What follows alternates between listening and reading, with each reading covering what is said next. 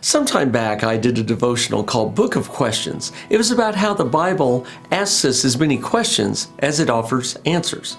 And one of those questions is, who are you in various Bible stories? The classic example is the parable of the prodigal son.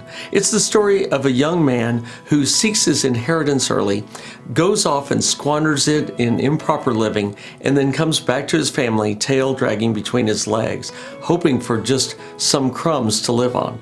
The father, though, runs to meet him and accepts him back into the family, forgives him, and restores him to his proper place. Meanwhile, the elder brother is not happy because he's been faithful all along, and now the prodigal is getting special treatment. Well, typically, we might see ourselves as the prodigal, and God is the father.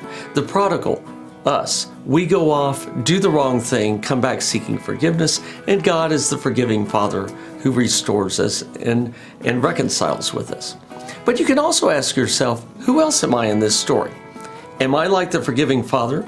Do I forgive as I've been forgiven? Or do I withhold forgiveness from others?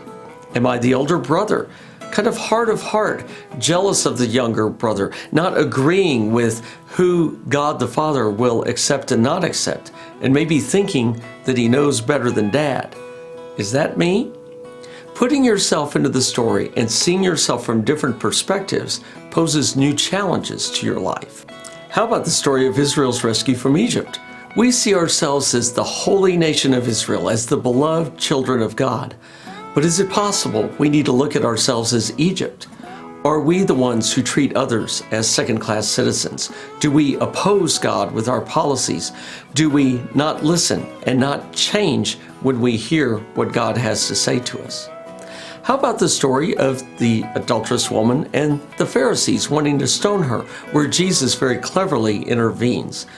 We often see ourselves as being the woman who needs forgiveness and receives forgiveness from Jesus. But are we the Pharisees who want to condemn others? We're challenged to examine ourselves first before condemning others, which ultimately means not condemning and dropping our stones. The Bible is rich in such challenging stories that we could read for a lifetime. Read the Bible in a new way. Try to explore the full meaning. Examine yourself more deeply and see the wide array of things that the Bible has to say to you.